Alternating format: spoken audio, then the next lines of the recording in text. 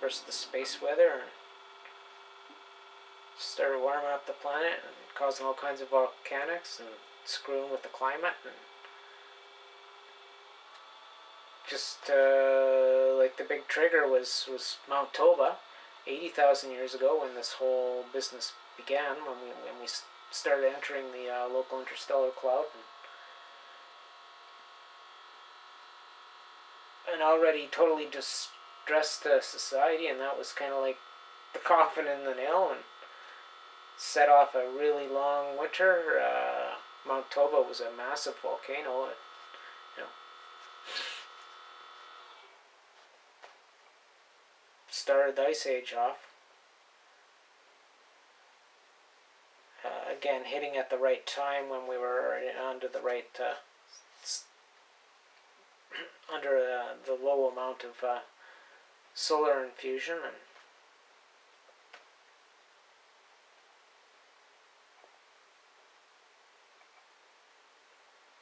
I know they did try and salvage enough science to try and deal with the space weather, but it was pretty well already too late to make things like a space, a local space, a stellar space, within the astrosphere. Basically, machines out there to go and deal with all the dangers, whether it's pushing an asteroid out of the way so it doesn't clobber Earth, or mitigating CME. Trying to influence it to blow off early or late. But that's really, in a primitive culture, it's no big thing. But in a transition technology society like us, where we're dependent on very weak electronic controls for our computers that control literally every technology, well, we all know what happens, right? Even the Carrington storm today would put us in the dark ages, and we wouldn't even be able to control our nuclear reactors or our chemical plants. The whole work's gone. So never lose focus. That's what my whole channel has been worth, or been dancing around and trying to set you up with enough stuff that you can see it on your own, and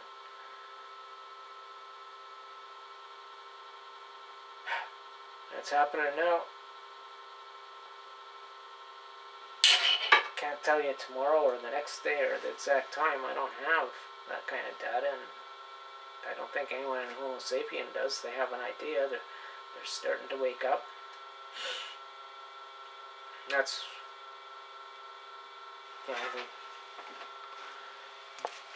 long way to go. Let's have a look at this.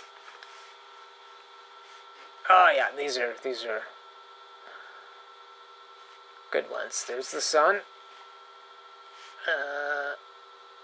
Here's the Scorpius Centaurus Association. We're all this. Yeah, this is actually not too bad of a one. A little small, but so this would be the local bubble, the local interstellar cloud. Pardon me. This is the local bubble.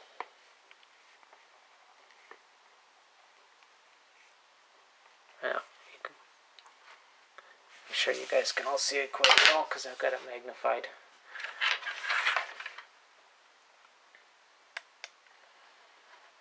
Alright, here's a good site if you want to. This is main feature is Dr. Paul LeViolet, the Galactic Starburst. That's his website.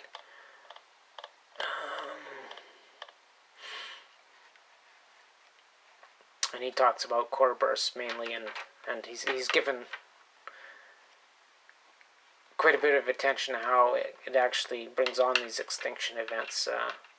So I would highly recommend going over his site if you haven't been there yet. starburstfoundation.org.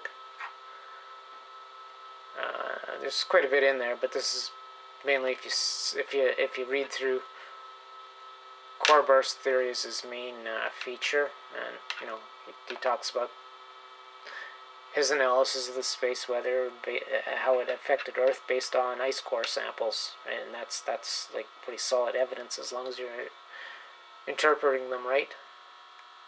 So I'll just suggest go to his site. Not gonna cover it here. I'm gonna attempt to. There was one little thing I wanted to point out, but maybe we won't do that.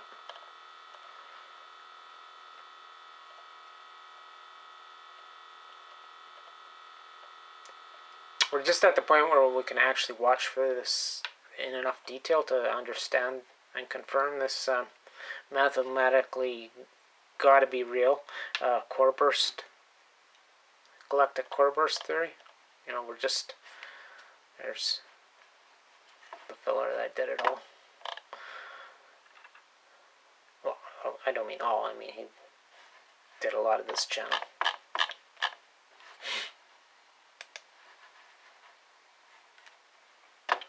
This is just off WikiLeaks. They've got quite a bit on the Interstellar cloud. Well, no, I mean they're starting to get a little bit, I should say.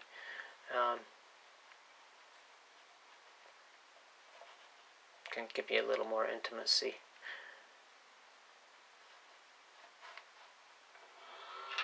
On the little bit that they have been able to measure in the clouds. But it takes different technology than what you use to look at stars to get a really good look.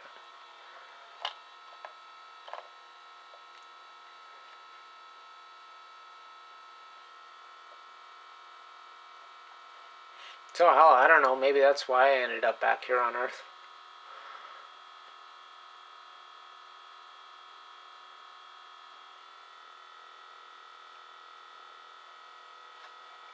Not knowing where the main interstellar arc, basically, to the Epsilon boot system. You know, I don't know where I got off or anything. Maybe the ship got all damaged when this started to happen. I don't know.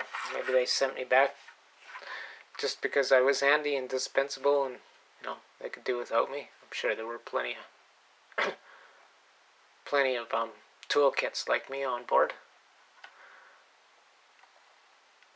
Can't tell you any details about what it was like. I have no idea. I wasn't, well, I guess I was technically born and incubated on Earth, frozen, and sent off. But no consciousness. Of course, we're all artificially intelligence automated, but I'm guessing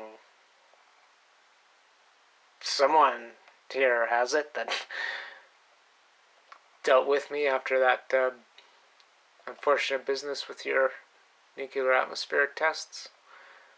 I'm sure someone saved some of the equipment. I understand that the power supply on the teaching unit basically started to go supercritical, and they dumped it somewhere in the South Pacific Ocean. I don't really know where. I would think it would have caused an anomaly, so, you know, perhaps that's where, I don't know.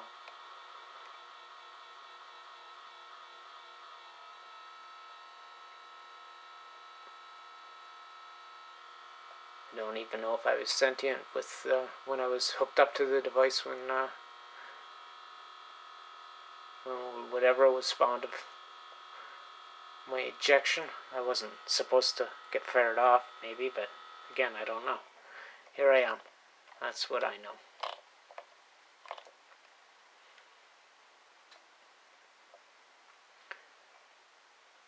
Raised by some generous people in Manitoba, and was able to do whatever was programmed, or maybe it's my innate genetic nature or whatever, the way I'm wired.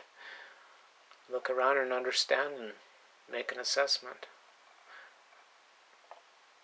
And, well, the obvious thing would be, given the first meaning of life is survival, to share with Homo sapiens that they could prevent what is obviously on the doorstep from taking the wind out of their species. As crude and questionable as these are, you know. Clearly somebody's robbed you of the meaning of life, which is survival, and you haven't been able to apply that to yourselves and to each other and to other species, and, you know, just kind of fold into the universe the way it would want, I'm sure.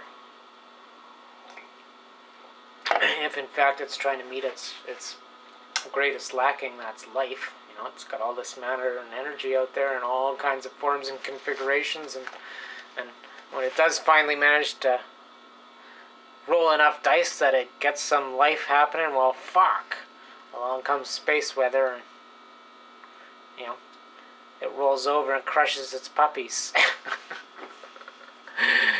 It never gets to have the benefit of change that life could bring to the inanimate. Especially willful sentient life, like you guys. And do whatever you want to call them. We all came from Cro-Magnon, more or less, with a few differences. And,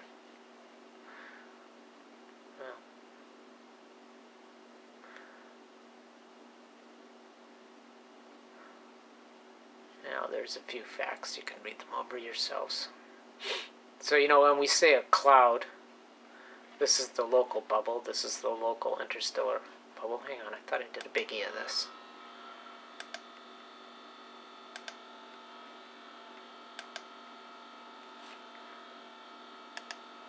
No, we will now.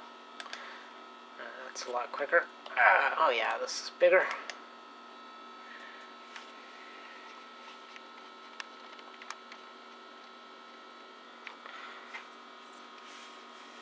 This is not like,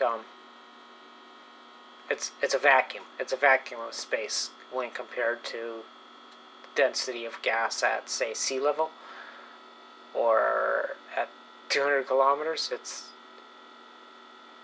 not that dense. So this is the bigger one. There's Sol again. This is the local interstellar cloud. So 10 at the widest point by about 30. It's not an accurate depiction of it by any means, but see, dissimilar clouds, so you get lots of activity there, just like you do whenever there's a change of state, a change of charge. All the energy and matter likes to balance out into whatever state is inactive.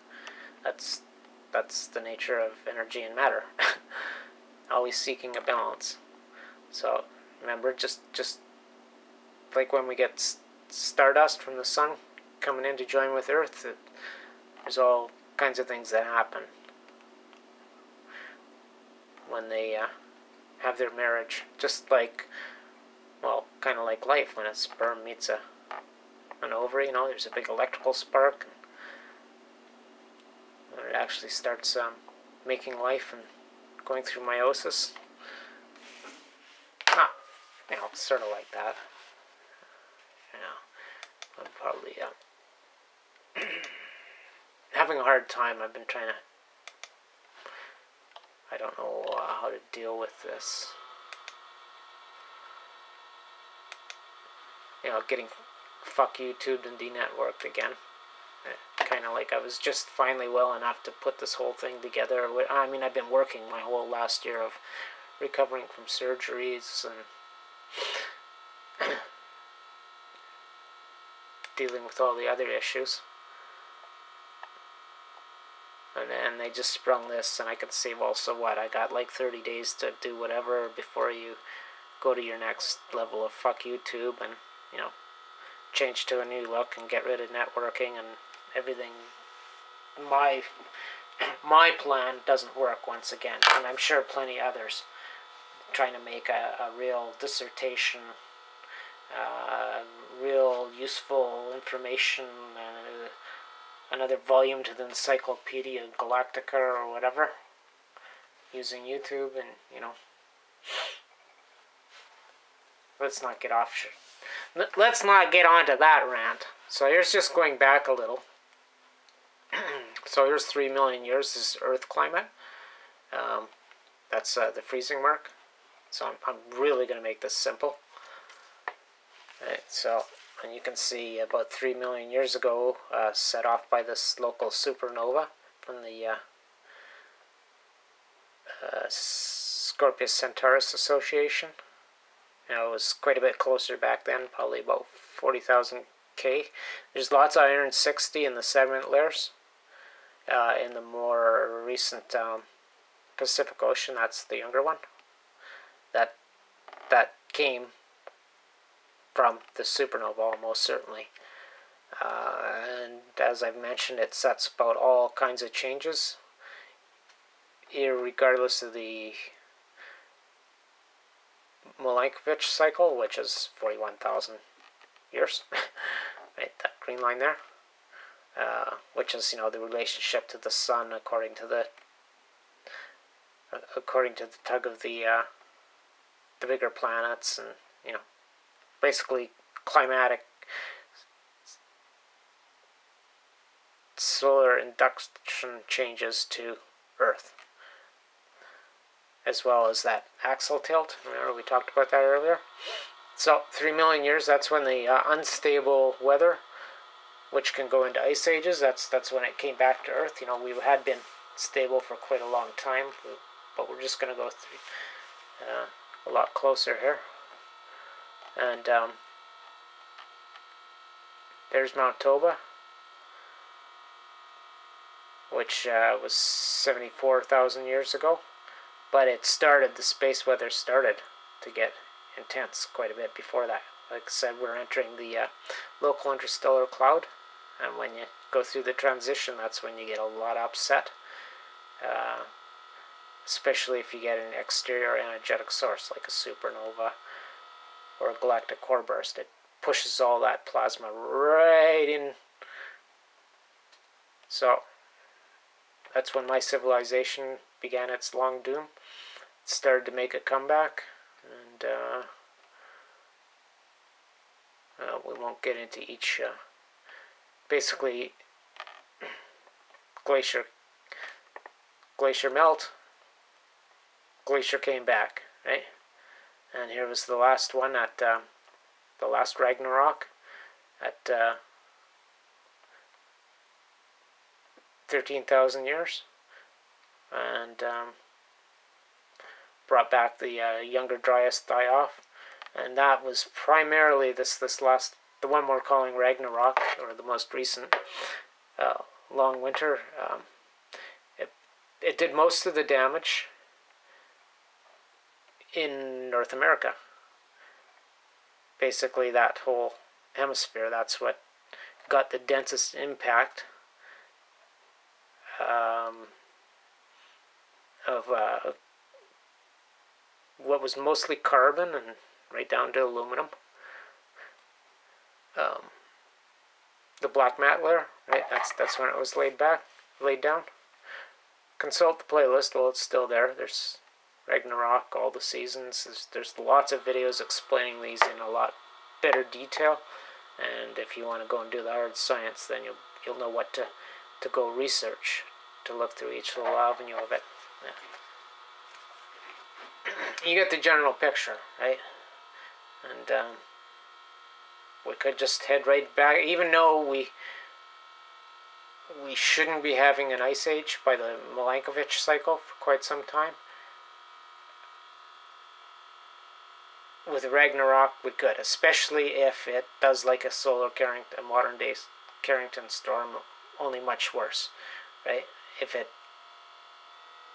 knocks out all our technology, well, right away we're dealing with hundreds, 500 nuclear meltdowns, untold chemical disasters, the earthquakes that'll burst dams, you name it. Totally wipe your civilization out.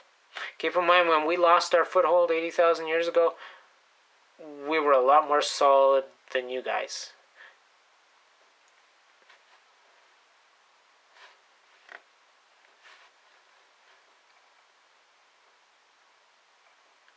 Granted, we'll go up here, the weaker comebacks that we made including at 14,000 years ago, well, 13,000, let's just say 13,000 years ago, just before the Ragnarök. We were there. We were getting, well, they had nuclear reactors. Just dig under any of those pyramids. That's what those are about. Those were after they all melted down. There was a nuclear exchange in the Middle East. There was war, as I've touched on, because they didn't understand this was... Their fission piles were blowing up because of this space weather. This combination of space weathers that, basically neutron flashes, and there go your nukes. Which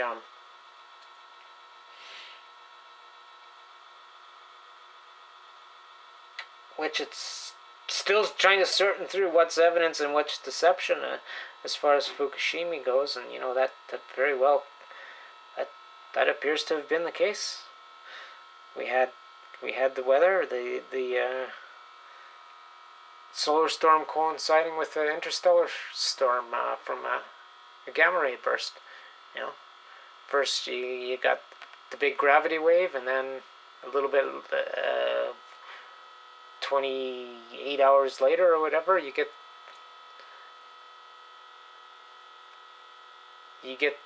the neutron pulse, the cosmic ray pulse that travels a little slower because it doesn't get out of a gamma ray burst as quick, and that was from a long ways away. It's probably going to turn out, amongst all the other bullshit, amongst the stucknet that appears to have influenced the Fukushima reactors, for who knows what somebody was planning to do. I mean, the usual take over the world and Agenda 21, I guess. All that stuff aside, it's like, what an amazing coincidence of flukes, right? Well, live long enough, we'll know what happened eventually. No matter how much they try and screw things up, like your simple little 9/11 thing, right? But it's quite likely Fukushima was actually the first indication. It just seemed all too familiar with what apparently happened 12,000 years ago. And that means there's more. Was I looking at this Nibiru 2 days ago in the rainbow video? Which wasn't the first time. I was looking at it on the east side of the sun back in the winter, which corresponds to where we opened this video up. Exactly where you would expect it to be.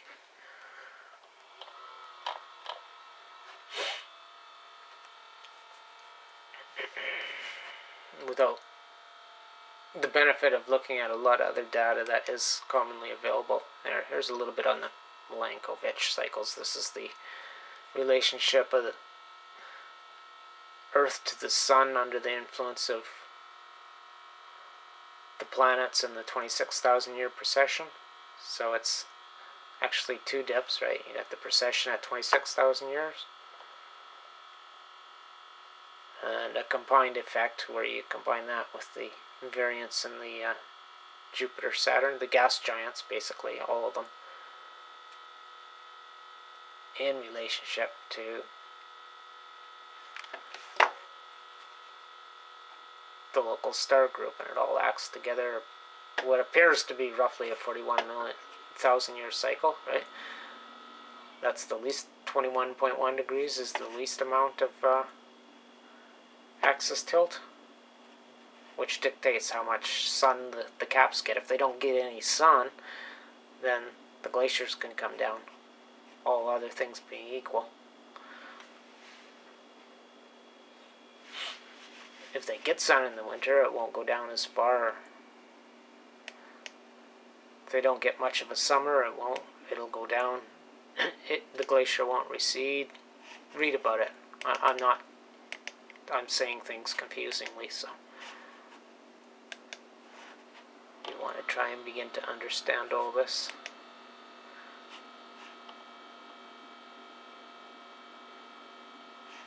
these represent all the variables. And again, to understanding these cycles, and a simple way to confirm what's bullshit,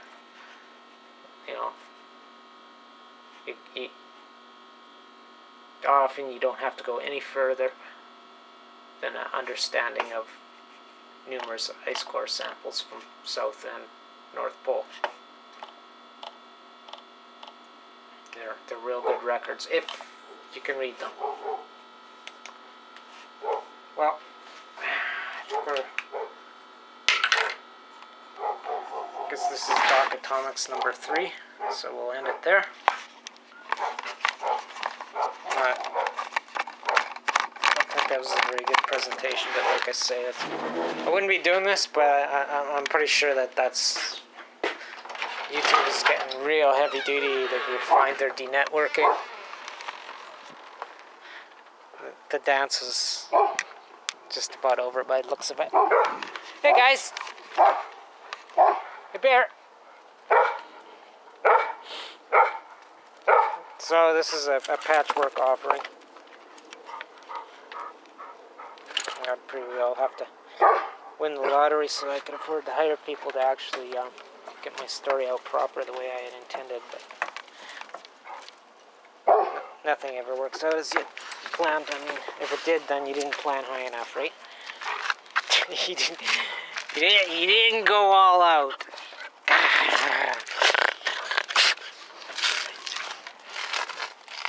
Okay, am I off the hook, guys? Hey, peace out. Y'all know you're out of Clark's work, or you would have left this headache of civil emancipation, of self-emancipation, and which means, freeing yourself from superstition and this journey of information, of awareness that we've been trying to go on together. I mean, that's really why we're all here. It's not just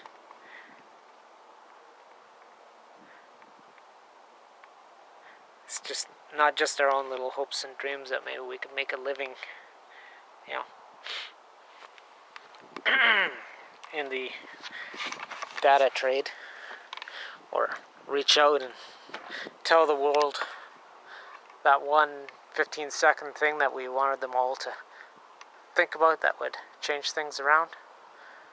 Or, maybe it's a little more than 15 seconds for some of us that are long-winded. Hey.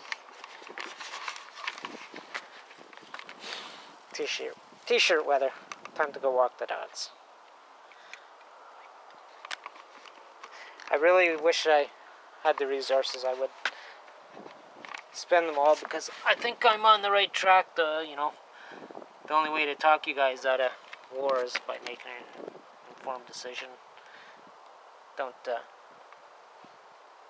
You're not extinct yet, so perhaps there's time to do something.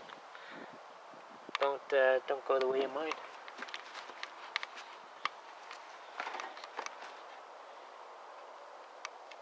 Somebody's got to do the Star Trek thing.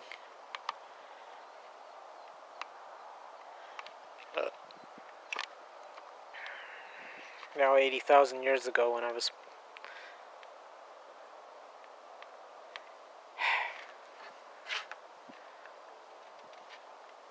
we almost had it.